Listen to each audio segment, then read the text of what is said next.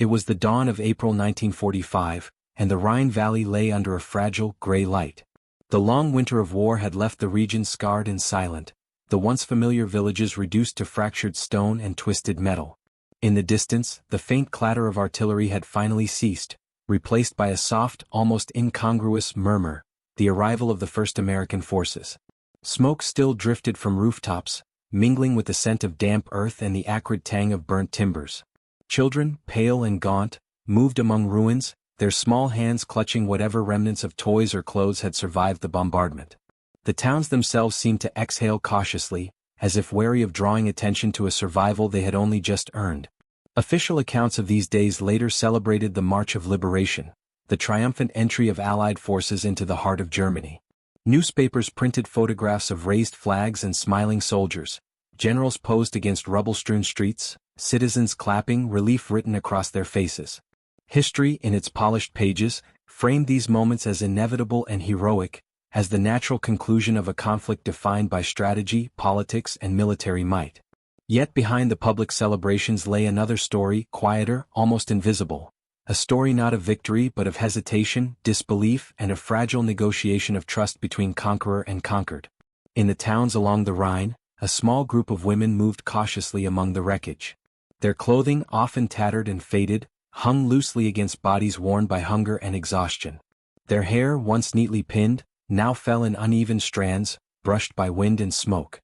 They spoke little, their voices low, careful not to call attention, even as the distant boots of soldiers approached. Each step carried the weight of months of fear, the sound of marching men, the memory of rapid occupation, and the ever-present question of what conduct would follow. These women, daughters, mothers, sisters, had survived not by force but by quiet endurance, and now faced a paradox they could scarcely name, the expectation of violence where none came. The first encounters were tentative. A soldier would pause, rifle lowered, observing from the edge of the street rather than pressing forward. A group of women might glance through the cracked window of a burned-out home, their breath visible in the cool morning, waiting, expecting the worst. Some carried hidden knives or wrapped small tools in their palms. Others clutched infants against their chests, soft cries muffled against worn shawls.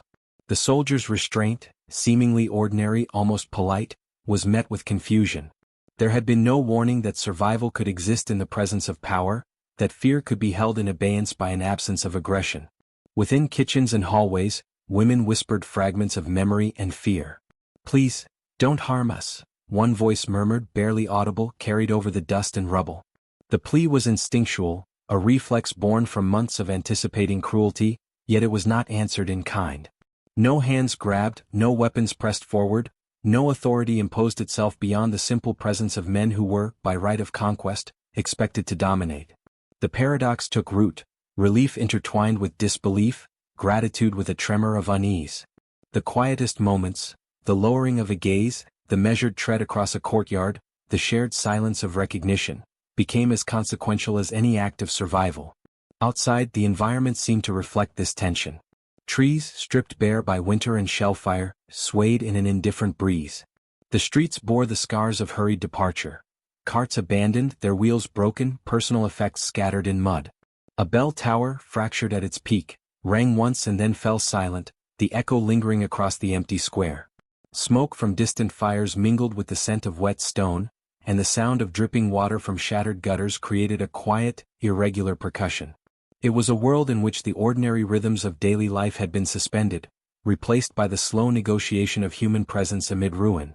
And yet, amid this cautious suspension, small gestures accumulated weight. Soldiers offered bread without demand, water without suspicion. They moved through spaces with a deliberation that surprised even those who had survived constant threat. Women, still alert, still braced against the expectation of harm, began to register a pattern that seemed impossible. Restraint could exist in a context defined by power and conquest. The mind struggled to reconcile what eyes and ears observed. The heart, long trained to anticipate violation, responded in rhythms of tension and disbelief. The paradox extended beyond the immediate and visible. It touched memory, the unseen terrain of lived experience. These women carried with them the ghosts of previous occupations, the stories of neighbors violated, the whispered accounts of townsfolk who had vanished or returned changed. Yet here, in the earliest days of April, the anticipated cruelty did not manifest. And in that absence, the empty space where fear expected its fulfillment, something profoundly unsettling took shape. It was a silence filled with questions. About intention, about choice, about the boundaries of humanity when power is absolute. The tension remained unresolved. Relief existed alongside suspicion. Astonishment coexisted with lingering dread. These streets, though populated by American soldiers who could have exercised brute authority, became spaces of quiet negotiation, where the ordinary act of walking past another human being without harm was both extraordinary and incomprehensible. In the fragments of whispered accounts and stolen glances, in the careful measurements of each encounter, the central paradox of occupation emerged in its rawest form, that survival could depend not solely on strength or cunning, but on the unpredictable restraint of those who held power. And so the towns waited, holding their breath. Smoke rose from chimneys repaired hastily, the wind carried the scent of wet earth and ash, and a distant river moved with indifferent persistence. The world seemed both familiar and uncanny.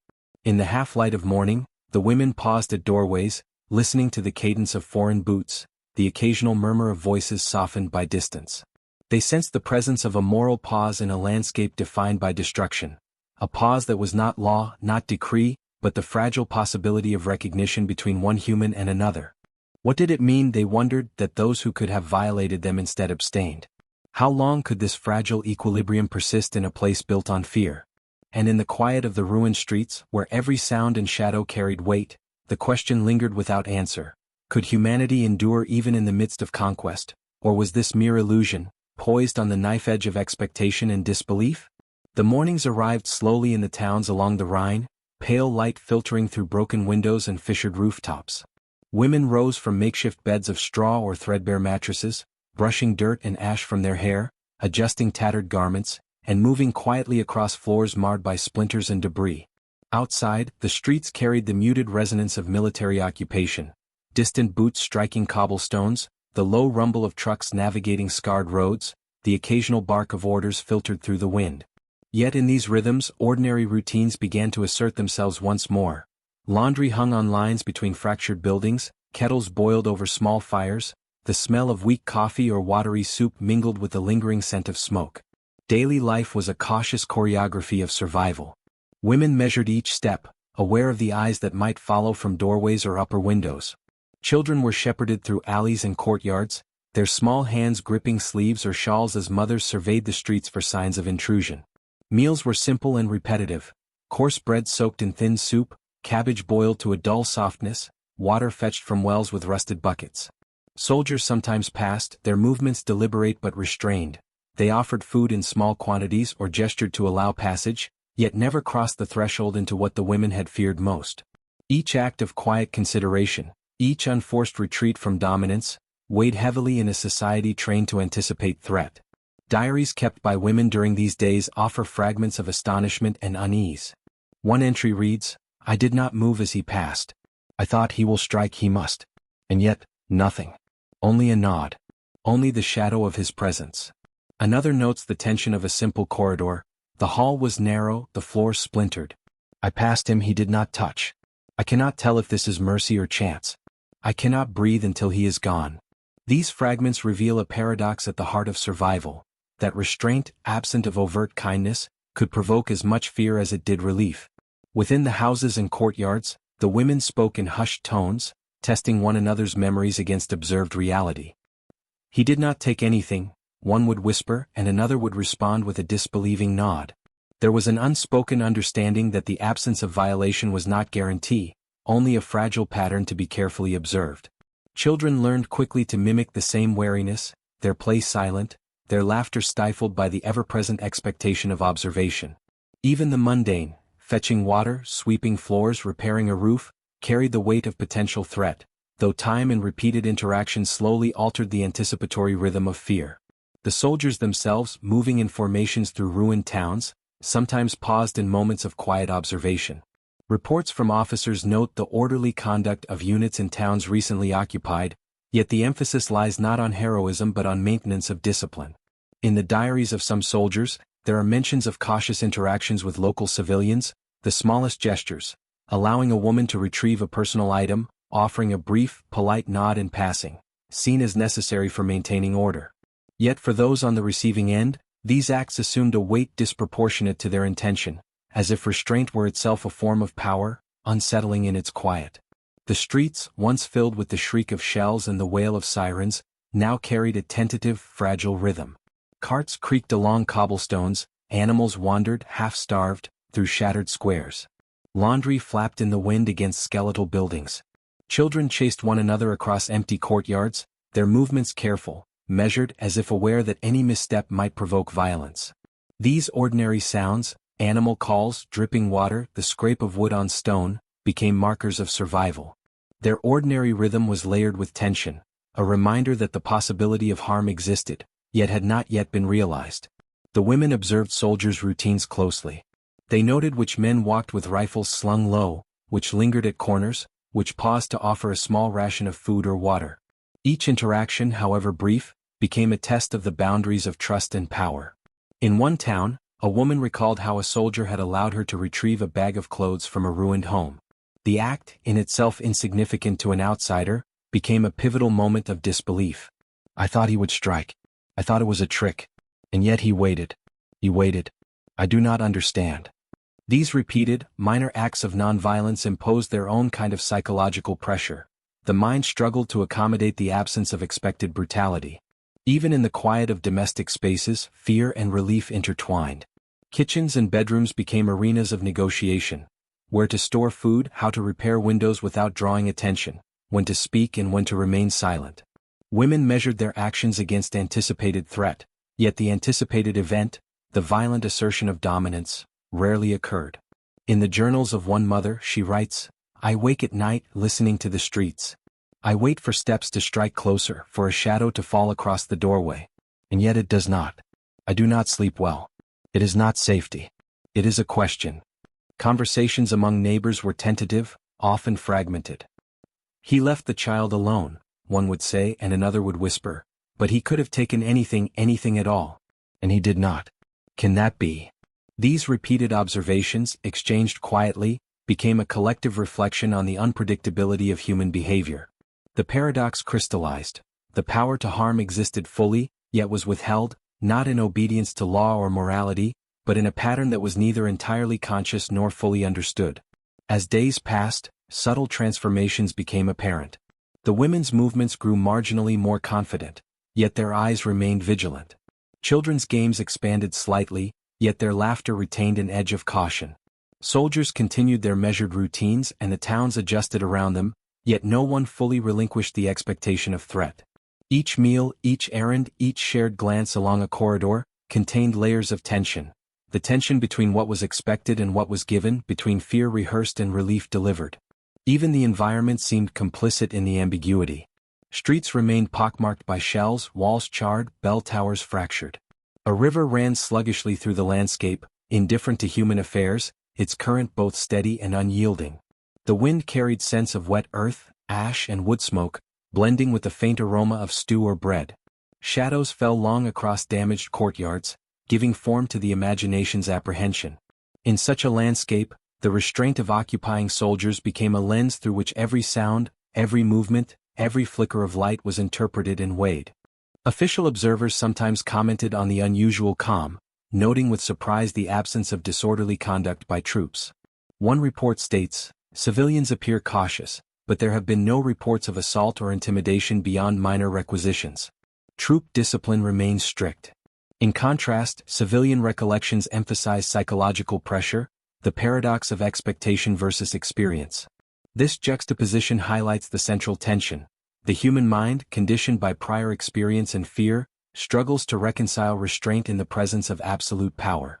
By the second week of occupation, small patterns had emerged. Soldiers often passed without comment, allowed passage through streets and homes, and offered limited provisions in silence. Women continued to move with careful observation, noting gestures, posture, and gaze. Children, too, observed, learning to navigate a world in which power was present but withheld. This slow, layered adaptation illustrates the psychological negotiation at the heart of occupation. Survival depended not on immediate confrontation, but on reading subtle cues, on calibrating fear, on enduring the tension of unviolated expectation. And yet, the paradox never fully resolved. Relief coexisted with vigilance. astonishment persisted alongside dread. The towns remained fractured, both physically and emotionally, and the women who survived these early weeks carried forward a dual awareness: that restraint could exist even in conquest, and that such restraint was fragile, contingent, and easily broken. Each quiet corridor, each empty square, each unremarkable gesture by a soldier reinforced the central question: could human behavior, even amid overwhelming power, remain governed by choice rather than necessity? In the fragmented diaries, whispered recollections, and silent observations, the psychological tension accumulated. Survival had shifted from a matter of evasion or concealment to a subtle negotiation of expectation, perception, and restraint. Each interaction with the occupying forces became a mirror of uncertainty. The absence of violence carried as much weight as its presence might have. And in the quiet moments, over a shared loaf of bread, in the dim light of a repaired window, along the paths between ruined homes, the paradox persisted, unresolved, insistent, and haunting. The months after the arrival of American forces passed with a peculiar quiet. The initial wariness that had defined the movements of women and children in the shattered towns of the Rhine gradually became a different kind of attentiveness, less urgent but no less present. The streets were slowly repaired, rubble cleared from marketplaces, doorways patched, roofs supported with new beams. Yet even as walls were rebuilt, the memory of destruction lingered in the air, carried in the faint acrid smell of ash, in the uneven rhythm of footsteps over fractured stone, in the hesitant tilt of heads that scanned for threat before yielding to familiarity. For the women who had endured the earliest days of occupation, the adjustment was both subtle and profound. They returned to kitchens and courtyards, to wells and makeshift gardens, but every act carried the echo of past fear.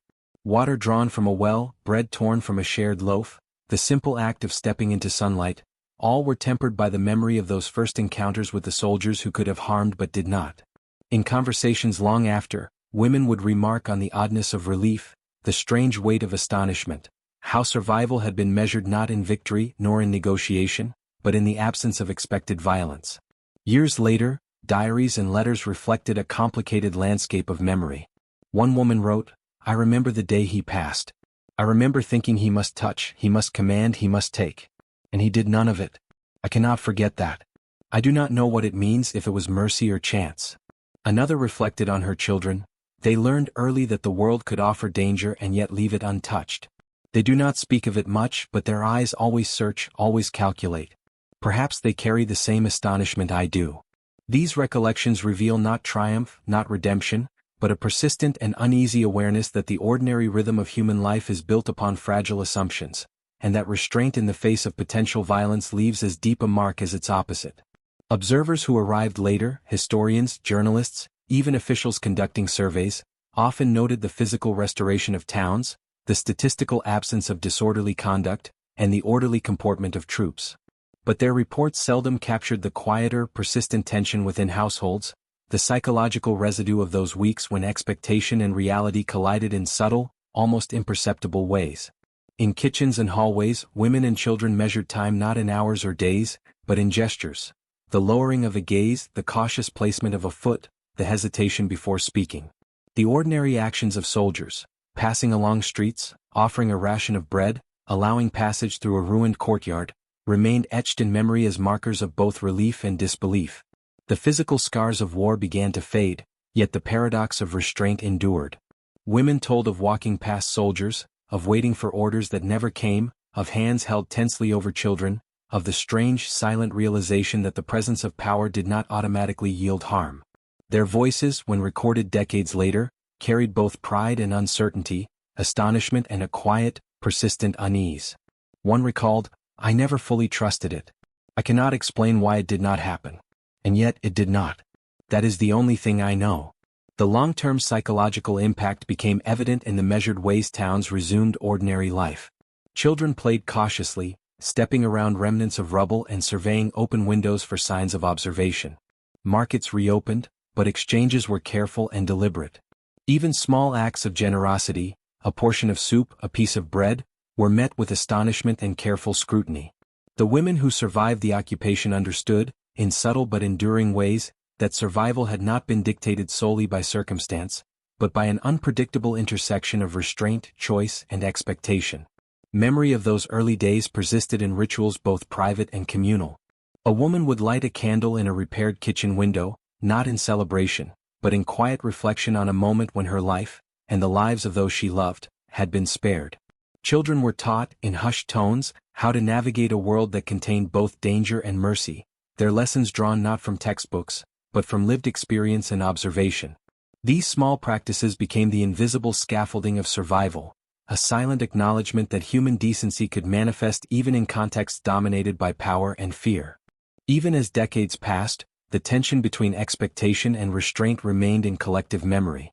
Towns commemorated liberation with parades and monuments, yet these ceremonies could never capture the nuanced experience of those who had walked the streets with hearts braced for harm that never came.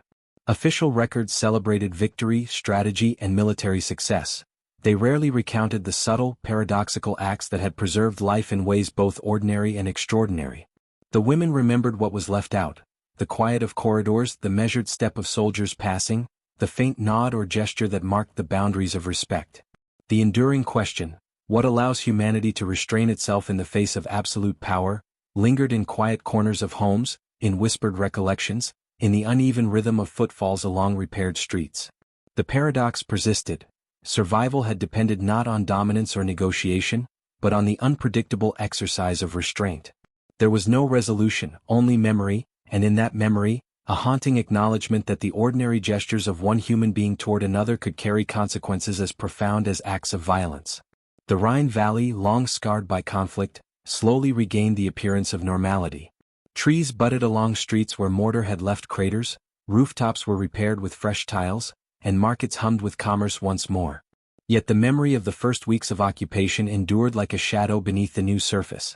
It was present in the slight hesitation before stepping onto a cobblestone, in the measured way a hand was extended or a gaze offered, in the careful attention to what might be expected and what was, in fact, given.